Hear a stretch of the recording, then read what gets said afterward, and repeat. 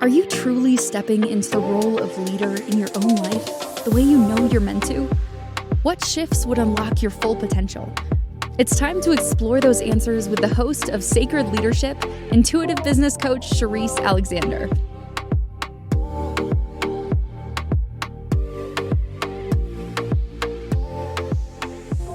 Welcome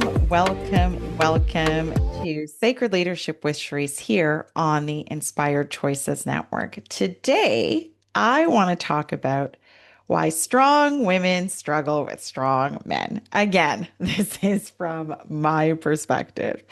In today's episode, I'm exploring my own personal relationship with strength, masculinity, and safety, not from theory of generalized advice, but from lived experience.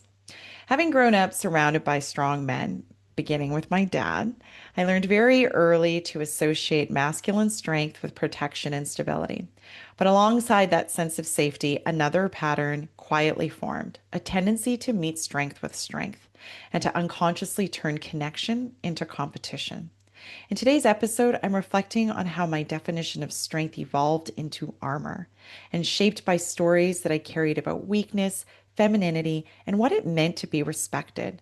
I'm sharing with you how overcompensating with masculine energy helped me succeed in many areas of my life while simultaneously making intimacy with men more difficult. Today, I'm not talking about blaming men or diminishing strong women. Instead, it's an honest examination of how survival patterns, inherited beliefs, and misunderstanding power dynamics can create friction in relationships, and how redefining strength can open the door to deeper connection. Today is about self-inquiry and embodied reflection, where I'm inviting you to think about the conversation about safety and softness and the courage that it takes to stop battling what was never actually meant to be a fight. So, before I go too much further down this road, I want to make sure that I highlight enough that this is not intended in any way to be about men being a problem or women being too much. This is again meant to be my experience, what I've observed within that, the patterns that I've lived, the stories that I've told myself, and the moments where I had to be really honest about how I was showing up. It's merely an invitation to you, the listener, to see what resonates and what doesn't. And again, if today's episode doesn't resonate with you, no harm, no foul. Keep on pushing. There's lots of episodes that maybe there will be one in there. But it's merely meant to be ambitious more about like my ideas around men, my ideas around what strength looks like. And this is important, especially as I have evolved into like my leadership style and what that looks like. And this is why I talk so much about the journey with self, the intimacy of self, because it's all interconnected. Because of my ideas of what strength looked like, those ideas formed the basis of what I thought leadership should look like. But there's been a lot of change in those ideas over the last few months and years, and hence the reason that I want to talk about it today. What I didn't see at first that was that alongside a sense of safety, something else was happening. I wasn't just being drawn to strong men.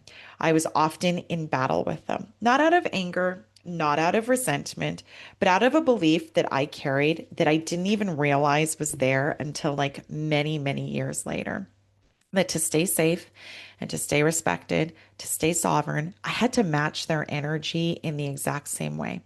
I told myself that I was just being independent, that I was capable, that I was grounded, and I don't need any help because I'm a strong woman. But underneath that other one, that idea, there was another story, a fear around softness, a judgment towards myself of what I learned to perceive as weakness, and a really deep belief that if I ever let go of like this really strong stance of like what I thought I needed to show up like, that I would lose myself. I didn't quite even understand then that I was actually already losing myself in trying to step into something that just quite frankly wasn't who I'm supposed to be. So in today's episode, I'm not here to diagnose dynamics. or give advice. I'm here to tell the truth about how strength became armor for me and how I encased my heart around that and how I eventually learned to like lay down the armor and be really, really vulnerable with the people in my life and how it's changed the way that I relate to men and to power and to ultimately myself. If any part of this really settles within you in a way that resonates, that's what that's what's yours. You can leave the rest. And this is simply my lived experience that I offer with honesty, not instruction, and to understand how all of this started with me. That I had to go back to the very, very first strong man that I knew. And that was my dad. So whenever I think of a strong man, I think of my dad. And my dad is like, he's he's really a strong man. And he might not be big and like bulky and things like that, but he always had this very strong energy. This energy of like saying it like it is, and he knew what he wanted, and he laid down the law and all this other kind of stuff. And so it wasn't surprising to me that those are the men that I am attracted to, men who are men's men and absolutely would attract into my life. And for me, it was funny when I reflect on like the dynamic in the house that I grew up in. It was very, very clearly defined. Like there was never any guesswork around masculinity and femininity in my house. And so it actually often confused me with why I felt like I needed to show up in a different way because like there were blue jobs and there were pink jobs. There were things that my dad did and there were things that my mom did. There were, and it was almost always like ever if there was ever any type of decision that needed to be made and if I tried to be smart about it and like go talk to my mom about it, she would always revert to my dad. She would be like, "I don't know, I'm gonna have to go talk to your dad about this." And that really bothered me. That's where the resentment really began because I'm like, what? You can't make a decision on your own. We got to go talk to the man and figure out what's what. And it's funny how things evolve because in later years, actually learned a very, very different idea of what was actually going on. And this is why we really can't live in the childhood stories. Because remember, that was a child perception that I would go to my mom and ask about whatever. And my childhood perception was my mom is weak. My mom can't make a decision. She's got to go ask my dad for permission about said thing. And that's exactly the energy that I would hold. And making all of these judgments as a child. It was only in later years that I learned what was really going on. And so I'm chuckling now because it was not right. And what I mean when I say it's not right, it's not what was fact. It was 100% a story that I was telling myself. And I remember that, when I was young and like when I was reflecting on like specifically what made me feel really safe within that relationship and that connection with my dad, it was that he seemed decisive. My dad was rarely ever in a moment where he didn't know what he wanted to do or didn't have an opinion about something. Like you could ask him anything and I could rarely stump him. It was not until later years that I figured out my way around that. But in my early years, it was like I could ask my dad a question and he would always have an answer. And I took that to mean like, oh my gosh, he knows everything. And I don't know, I just always felt like he just was so always in control. So I guess you could say that because he always seemed to have an answer and he just always seemed so rooted in that decision and so decisive, I took that to mean that he must be so strong. And in addition to that, there's those perceptions that I had as a child, but then there were also the things that physically happen in the world. And what I mean is like my dad's a provider. My dad has always been a provider. And I witnessed this in the relationship between my parents. Like my dad was always thinking about my mom and always taking care of her and really always treating her like this very gentle being that needed to be, again, I'm saying this not with what it actually was. I'm saying this through the perception of a child's eyes. And so when I witnessed this, it was like my dad treated my mom with this tenderness that I didn't even understand. I was just like, my mom is like super strong. I'm like, why are you treating her like she's a fragile China doll that's going to break if she's got to make a decision on her own? And it was like this real resistance and this real anger and this real frustration. And I don't even know, like, even now, I'm like, what was I thinking as a child? So, as much as that strength made me feel super safe, I could see that I was making all of these judgments about my mom really sitting in her divine feminine, which was just receiving. Didn't know that as a kid, but that's what she was doing.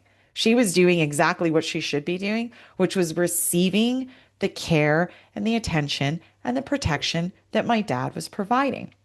So even though it was one of these things that I really enjoyed as a child and then subsequently in my own personal relationships, I realized then that I started to compete with it. So not only having a resentment for weak women is what I had originally perceived my mom as, but feeling like I needed to counter that by being as strong as possible. And so this is where the seed of competition began to be sown. And so it evolved into this new lens that was like showing up in all of my connections, like specifically romantic connections, right? Where, remember, I have a type that I like. I like a strong man. So, because I like a strong men make their way into my experience. But then very quickly, and it's funny because, as I'm even reflecting on it now, I think about the things that my ex-husband used to say, which was like, he never felt like he had a partner. And I'd be like, what are you talking about? I'm doing all the things. Like, I'm here, I'm present, I'm this, I'm that. But now I understand that what he was actually saying is like, why does it feel so combative? Like, and it wasn't like we were fighting, but what he was picking up on, and again, didn't have the language to articulate, is he was picking up on my feeling like if I look weak, if I am soft, then he is not going to love me and he is not going to respect me. And in addition to that, like this is how I show up strong, right? In this very masculine energy, this very divine masculine energy. So quietly, there's like this new competition that's happening that I didn't even know was going on. Like this is so subconscious. And so and I'll be really honest, like my experience in that particular connection is I don't feel like there was actually space for me to soften into the divine feminine. I feel like there were, even as I'm reflecting on it now, and he would have his own story and his own perspective. So I'm just again saying this from my experience, but from my recollection of it, it was very much one of these scenarios where if I did try to like soften and be in this like softer, more receiving feminine energy, I felt judged for it. Things like you're too sensitive or you're too much or you're too this or you're too that.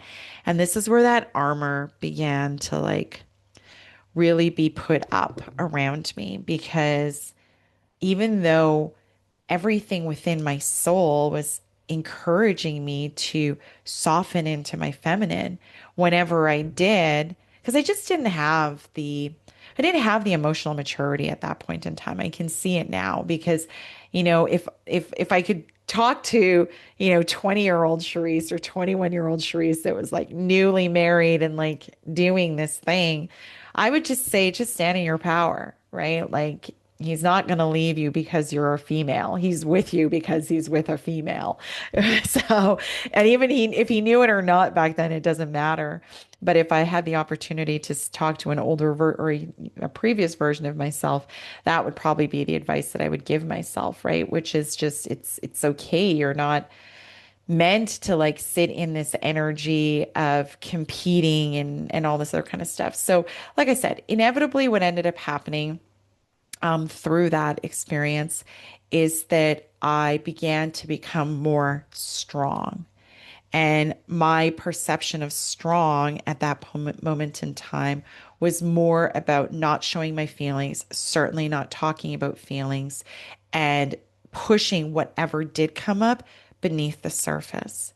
So, when we come back from our break, we're going to talk about the battle within and what ensued during that particular phase of my life as I was trying to find my way to the divine feminine. We will be right back. Leadership isn't reserved for CEOs or world leaders. It's something each of us is called to embody in our own lives. But how do you awaken that inner leader with clarity and confidence? On Sacred Leadership with intuitive business coach Sherisse Alexander, you'll discover powerful tools and spiritual insights to align your words, actions, and outcomes. Tune in every Wednesday at 11 a.m. Eastern, 10 Central, 9 Mountain, and 8 Pacific, right here on InspiredChoicesNetwork.com.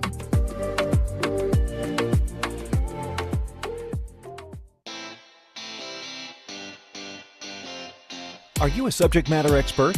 Are you here to share your expertise with an audience waiting to hear from you in only the way you can deliver? Are you ready to have your voice amplified across the airwaves? Inspired Choices Network has a global radio platform streaming to millions of people across the world. Professionally produced and supported by an accomplished team every step of the way, you can broadcast from anywhere in the world, knowing your voice matters, and we ensure it is delivered with ease and efficiency. Eager to hear your message, the world awaits. Contact us today to become an Inspired Choices Network radio host. Email become a host at inspiredchoicesnetwork.com. This is Sacred Leadership with Sherisse Alexander. To participate in the program, join the live studio audience in our chat room at inspiredchoicesnetwork.com. You can also send an email to Sherisse at pavitraleadership.com. Now back to the program. Welcome back to Sacred Leadership with Sherisse here on the Inspired Choices Network, where I am sharing my experience and inviting you to consider what it looks like when why strong women struggle with strong men. And in the first segment, I opened with my very personal experience, quite obviously, watching the dynamic between my parents and what I considered my dad to be a strong man. And I guess through the lens of a child, you could say that I considered my mom to be what I had defined at that point in time as a weaker woman. And with all of those ideas firmly planted in my head, I then went on to take those ideas and have them play out in a marriage. And right before we went to break, one of the things that I was recalling was when my then partner would say things like, he didn't feel like he had a partner. And logically, consciously, I could not understand what the heck he was talking about. It's actually even only now that I was prepping for this episode that I'm like, oh, that's what he meant. Neither of us had the language or the awareness or the understanding to get that what he was picking up very energetically is like I was competing with him.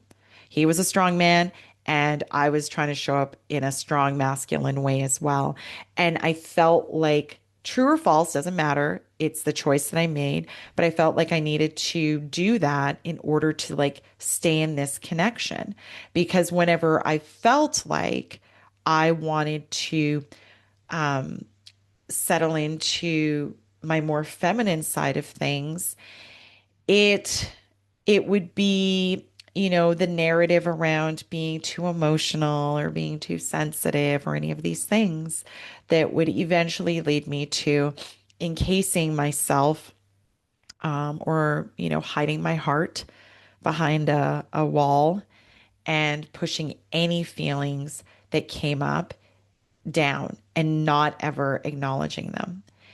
And that is where I could say that it felt like this is where I really began to lose so much of myself because I'm a woman. I very much sit in my divine goddess energy today. And back then, I didn't even know what that meant. I thought that being a woman, I'll be honest with you, it was so small at that point. But at that point in my life, I thought being a woman was having babies, taking care of those babies, cooking, cleaning, doing laundry, having sex, like things like that, like holding my own as a woman, filling the pink jobs, looking at the connection with my then partner as being a role mate versus a soulmate. So no wonder why he didn't feel like he had a partner. I was just doing the things that I felt like said I'm a partner and doing the pink job things that said that I was a partner, but energetically, not at all. Sitting in my divine feminine energy. And I guess you could say that I did that from a place and space of like, of course, trying to hold security and trying to stay safe in the connection and making sure that, we didn't rock the boat too much and making sure that he was happy and, all of these other kinds of things that inevitably happen or can sometimes happen in a relationship.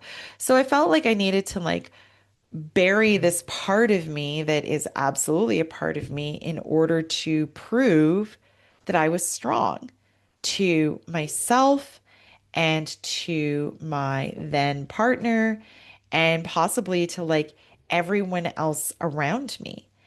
And at the time, I didn't even know that I was like slowly burying parts of myself, that I was like not and it colored everybody's experience even now as I think about it because people would always say that I'm pleasant enough or I'm nice or whatever the case may be.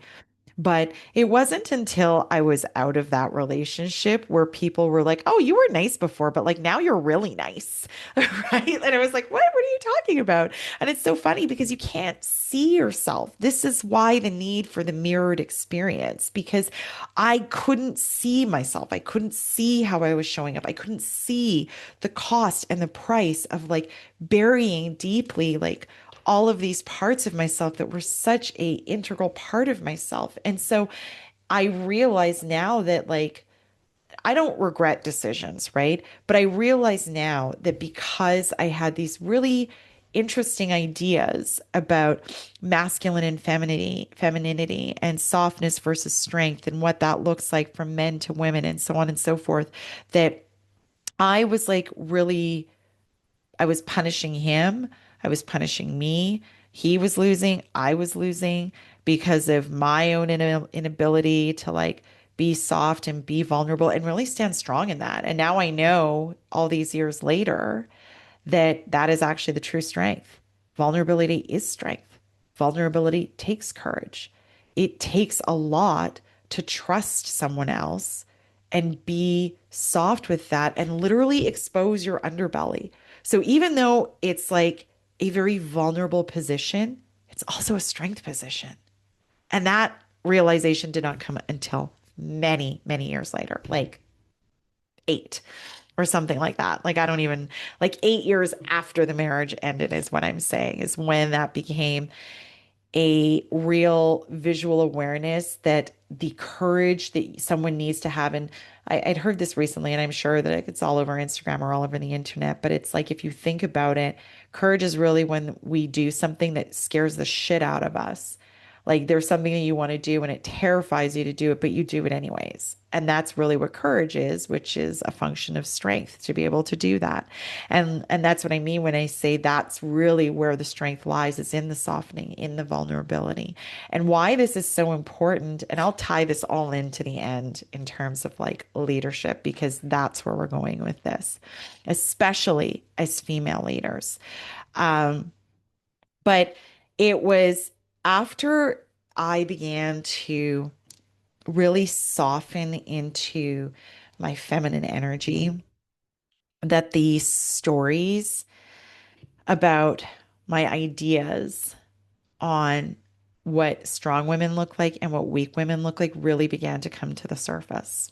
Now, this one's real personal. So, this was probably about 3 years ago.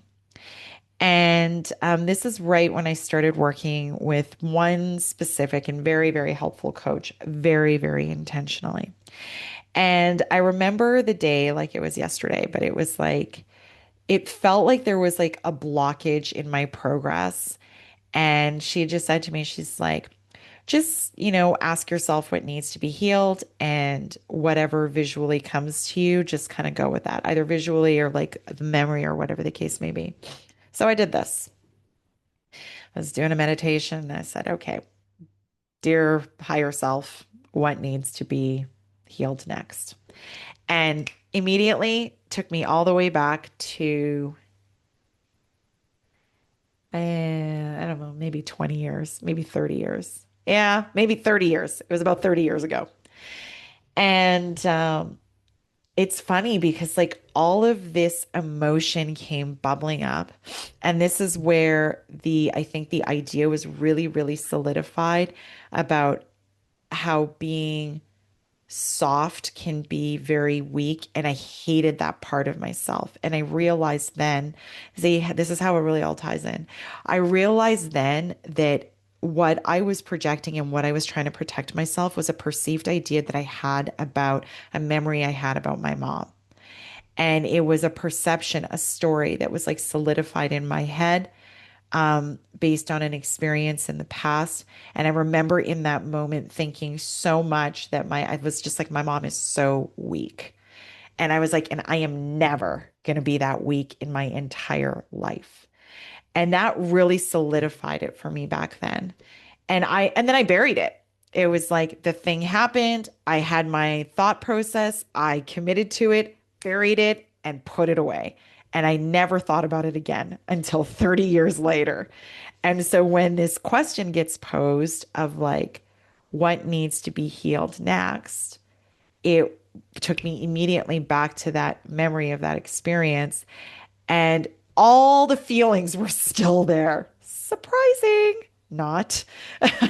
It was not surprising at all because I never processed it. I never got to feel angry. I never got to feel any of the things. I never got to like rage and scream. And so when I'm recounting this experience to my coach after like the progress that I made. See, this is why this journey can feel really icky at times because imagine my surprise. Like I'm explaining the memory that I had to her, the experience, and I am full tilt, like yelling at her.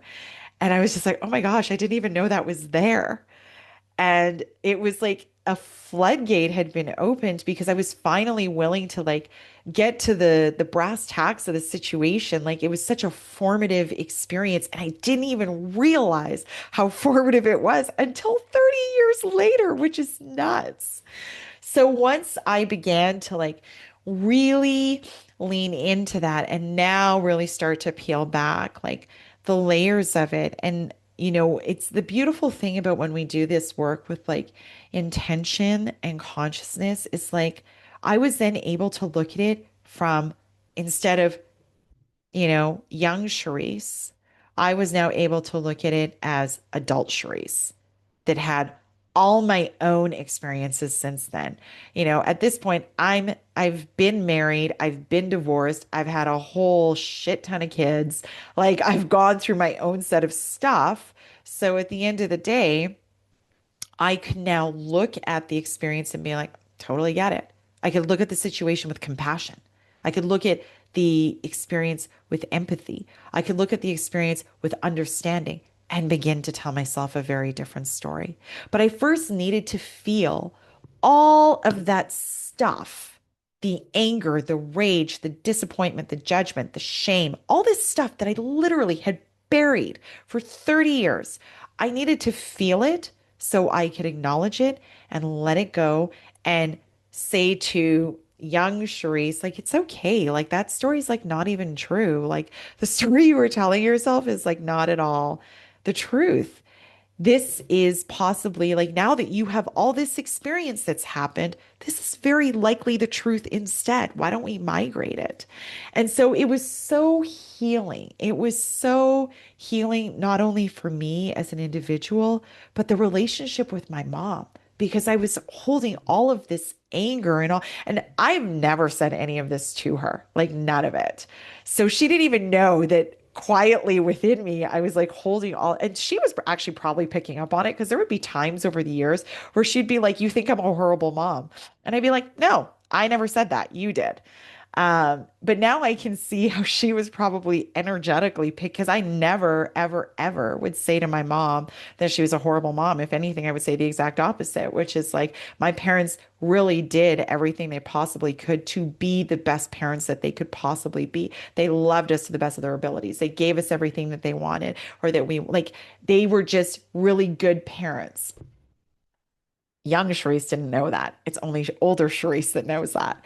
And so energetically, that's really what she was saying to me because she was picking up on this resentment that I was holding, this anger that I was holding. And once I was able to like look at it through adult eyes and banish that story, that is when the shift began to happen, not only in the dynamic between myself and my mom, which has evolved in such a beautiful, beautiful manner without ever having a conversation like this happened and that happened. And I'm so mad. We never had that conversation.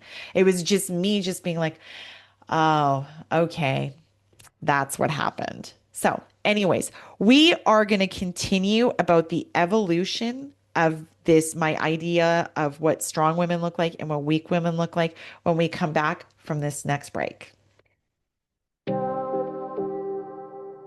Leadership isn't reserved for CEOs or world leaders.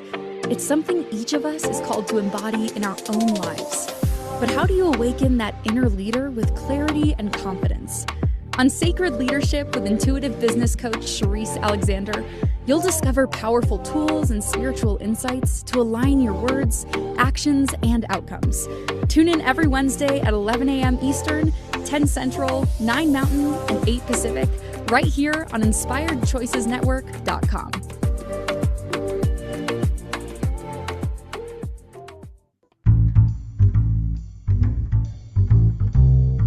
How wonderful would it be to carry your favorite Inspired Choices Network host with you throughout your day? Well, now you can. Inspired Choices Network now has its very own mobile app. Our free app offers live streaming shows, along with thousands of podcasts and TV episodes. Our shows cover a wide variety of topics. Whether you're waking up with us, carrying us through the day, and taking us to bed with you, we're always here for you to enjoy. We're easy to find. Just search for Inspired Choices Network in the Apple App Store or Google Play Store. This is Sacred Leadership with Sherisse Alexander. To participate in the program, join the live studio audience in our chat room at InspiredChoicesNetwork.com. You can also send an email to Sherisse@pavitraleadership.com. Now back to the program. Welcome back to Sacred Leadership with Sherisse here on the Inspired Choices Network, where today I'm talking about, in my experience, why myself as a strong woman really struggled with strong men throughout, well, a lot of my life. But before we get back to the awarenesses that began to surface at this point, I just want to take a moment to say thank you so much for joining me here week after week. And if you are enjoying the content that I am bringing every Wednesday, please go to your favorite podcast platform and give me a review. I won't even actually ask for a 5-star review, just a review. Give me some feedback so I know that if you like it, if you don't like it, if you have questions or concerns or anything like that, you can always shoot me an email, Sherisse@pavitraleadership.com. That's SHERISSE at PAVITRA leadership.com. Now, getting back to what I was talking about, right before the break, I was sharing with you the awareness that began to, like the real truth that was playing out here in the subconscious that became aware. I became aware of only a few years ago, and and it had related to an experience from like 30 years ago. But that year experience 30 years ago really solidified my idea of how women should show up and how I would choose not to show up. And it really, once I was able to, so right before the break, I was saying that once I was able to like reframe the story that I was telling myself from 30 years ago, that it really began to soften the edges of how I showed up in my experience with my mom. And as I was saying, for me, I never had a conversation with my mom about it. I never said this happened and that happened and I was angry and all this other kind of stuff. It was just this newfound awareness and this understanding, looking at it through an adult set of eyes, that none of those things that I told myself were true. And just like me as an adult parent, like a parent who was children, that we all really just do the best that we can. And as we are raising our children, we have our own whole set of problems that we are trying to navigate. And my parents were really honestly just trying to do the very best that they could. And this is when it really I got to really begin to understand that I was, up until this point, over identifying with masculine energy. So I was showing up in ways that, like, just overdoing it, how do I put this? So, in the very opening of today's podcast, I talked about all of these things that I really love about strong men, right? The being very decisive and always having an answer for everything and quick action and like always doing and always being busy. Like that's very male energy, right? When you think about the divine masculine, it is like push, go, push, push. And that is how I have been for the majority of my life. But once this phase had come about, this is where I began to understand. So my coach would always say to me, she's like, you got to lean more into your divine feminine. You got to lean more into, I'm like, what the heck does that even mean? Like, I don't know what that means. And now it took me back to my mom and what she was really good at doing, which was receiving and being in her divine feminine. And I would say this to people, but I didn't actually know what I was saying. Now that I think about it, I'd be like, my mom is the one who like taught me how to like take care of myself. And what I mean when I say that is like, my mom was always really good, or is really good at taking care of her needs and making sure that her needs get met. She's really good at it. And back then I used to mean that, she'd get her nails done and, do the things that made her feel good. And then when I started saying that, I also meant that, but I meant it in a very physical way, right? Getting my nails done, getting my hair done, getting my eyelashes done, getting my toes done, getting this thing done, right? Like, so really taking care of my exterior front facing temple. Never mind the interior world, but really good at the exterior world. So I took that definition and I started to morph with it and I started to play with it. But the lesson was still there. My mom was really good at receiving, and my dad was really good at giving. And as a kid, I totally missed that. That was straight over my head. Did not understand it, did not see it. I was looking at it through the lens of, oh, my dad is doing so much and my mom is taking so much. But at the same time, my dad is doing exactly what a divine masculine should do. And if you think about it in a very sexual way, that's exactly what we're designed for. Men are designed to give and women are designed to receive. Full stop. And I didn't know how to do that. Even though I had been watching it my entire life, I did not even know where to begin. And so this brings me to the learning that I am in right now, which is, how the heck do I receive? I don't even know how to receive. That's how nuts it is. And so much so that it was like, and when I was married, my then partner wasn't a giver. And if you're listening, I'm sorry for saying that, but he wasn't. He was not a giver. He was very much about like 50-50. And let me be very clear here. I'm not talking about, money and things like that. What I mean is like whatever it means to you, however the divine masculine wants to give, and however you as a divine feminine want to receive, whatever that looks like in your dynamic. But it felt like he never, like, I won't say never, I don't like absolutes. It felt like everything was like 50-50. And I was just like, I remember feeling very much like, is this a business? Because this is what this feels like. This just feels like a business transaction.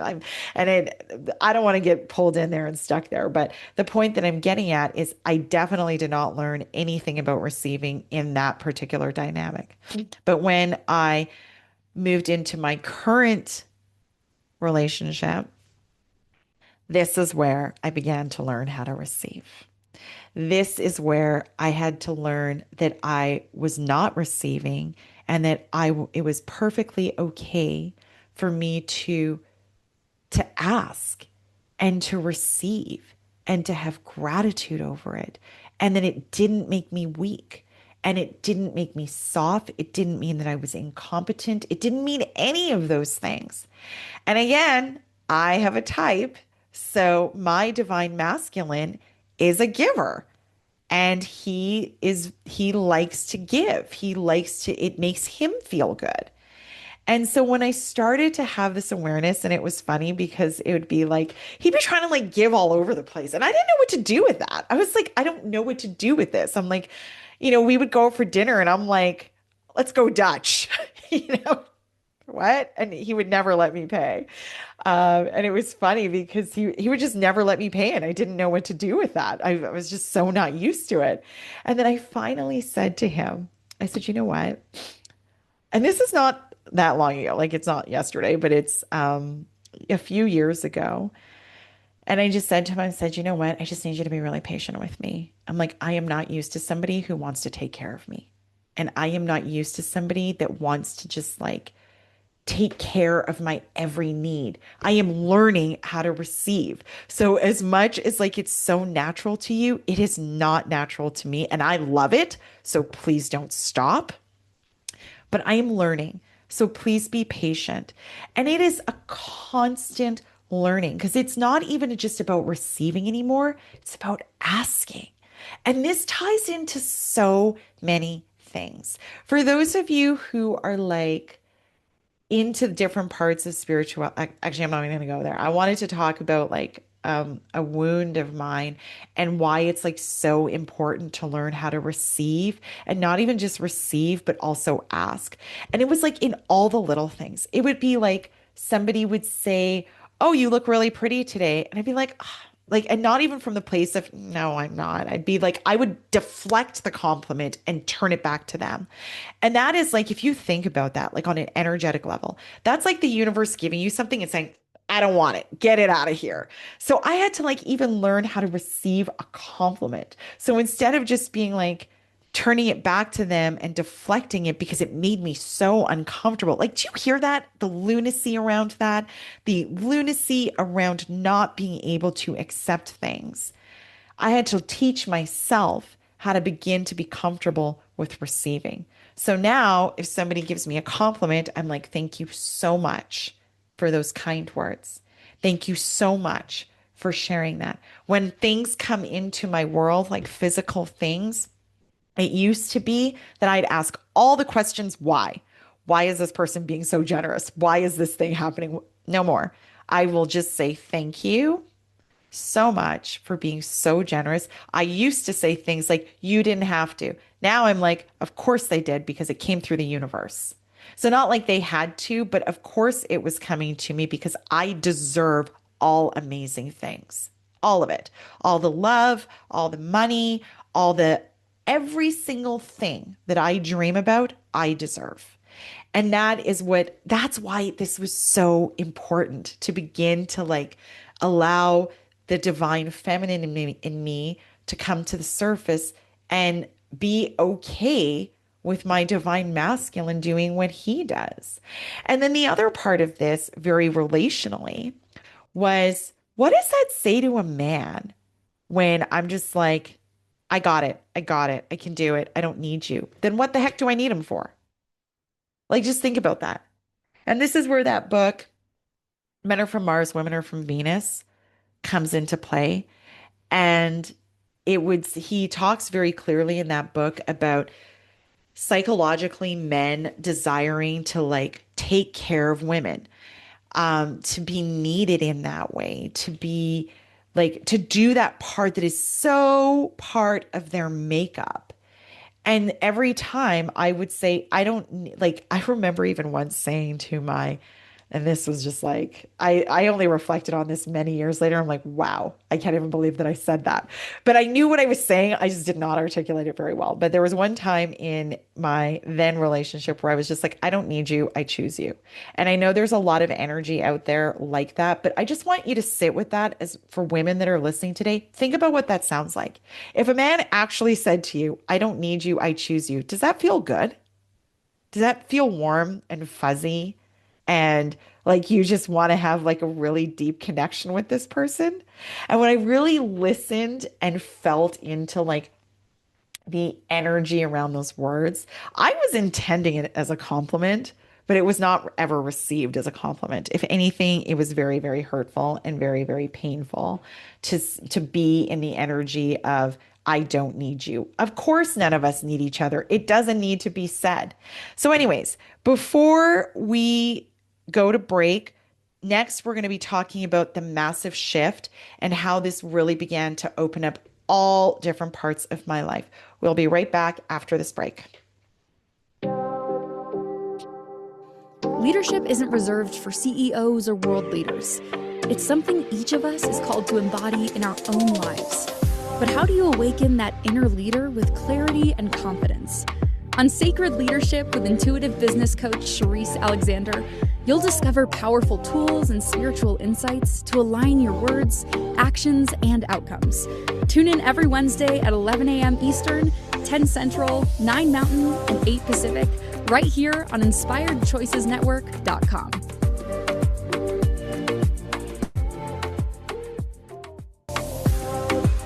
This is Sacred Leadership with Sherisse Alexander.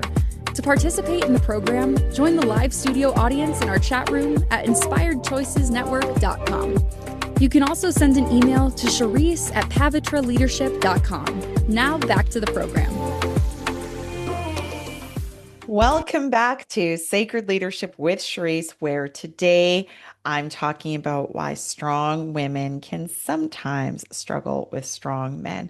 Throughout the course of today's show, I've been talking a lot about my own experience, the journey from like the child, like from witnessing adult relationships to my observations and false stories that I was telling myself, to the awareness and the final awakening and understanding that my mom was never young or weak at all. It was just a false story that I was telling myself. And when it really began to open up in all areas of my life.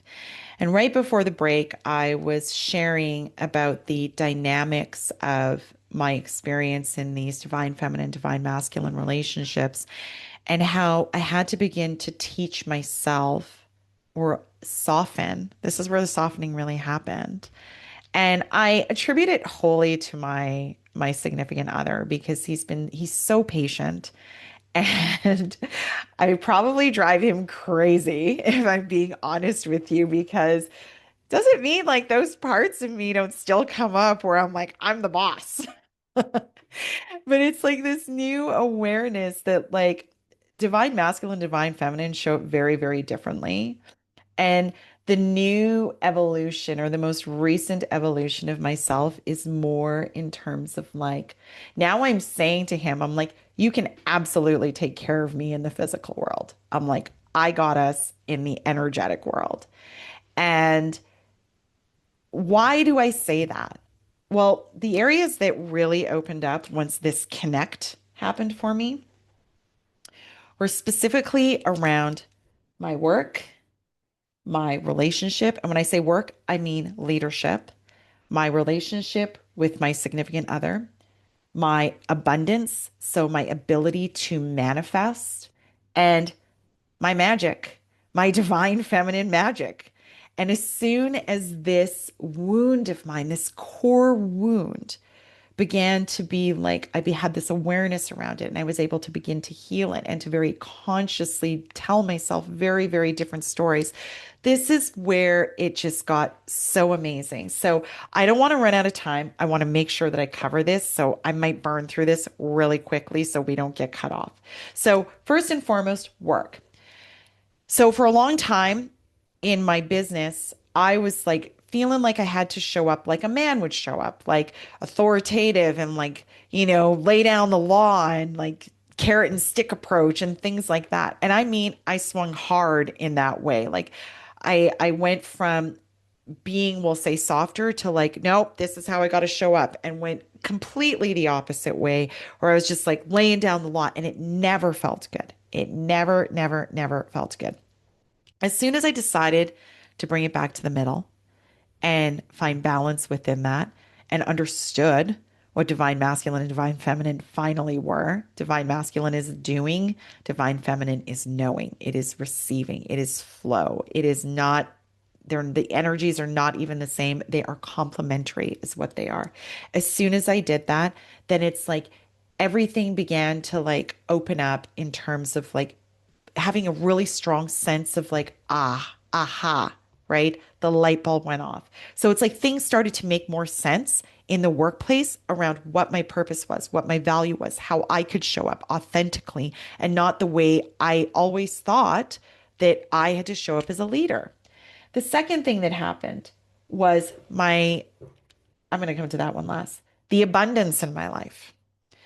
The abundance was like, as soon as I had said earlier in the episode today, that as soon as I started saying thank you and receiving without apology and making mistakes or, assumptions about why someone was doing something and just saying thank you and deflecting and all this other kind of energy, I stopped pushing away my blessings. That's what I'm trying to say. So when things would come to me, the smallest things, the teeniest, tiniest things, and the biggest things, as they came to me, I'm literally like walking through the day, thanking, thanking, thanking, thanking. So much so that even now, when I start my day, I am living a life that I love.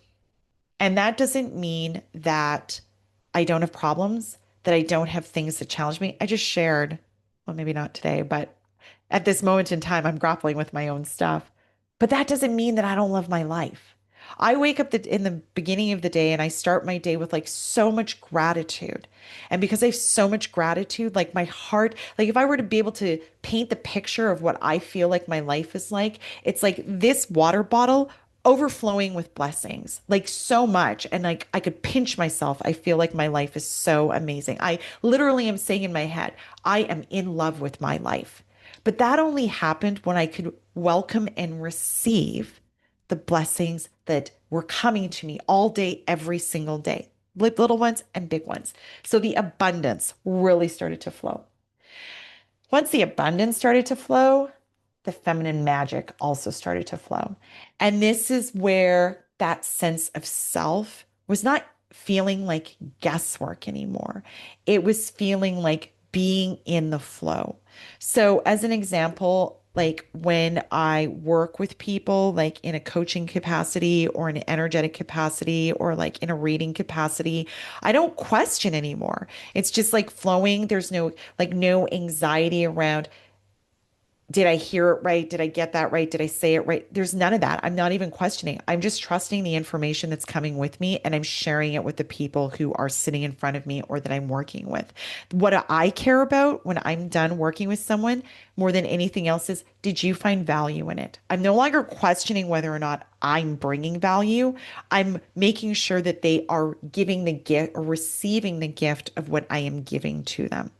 So, to start off with, there was the work, then there was the abundance, and then there was the feminine magic. And last but not least, the shifts in my romantic relationship they're mind boggling to me. It's like this. I said to somebody recently, I'm like, I came through 2025 not without challenges, but there's this new silent strength with softness. So, if you find yourself in that same place, the question I leave you with is, can you soften in ways that you didn't perceive to find a new type of strength? Thank you so much for joining me today. Thank you for listening to the Sacred Leadership Show. Sherisse returns Wednesday at 11 a.m. Eastern, 10 Central, 9 Mountain, and 8 Pacific on the InspiredChoicesNetwork.com. Until then, continue taking small steps today to be a leader in your life for the collective.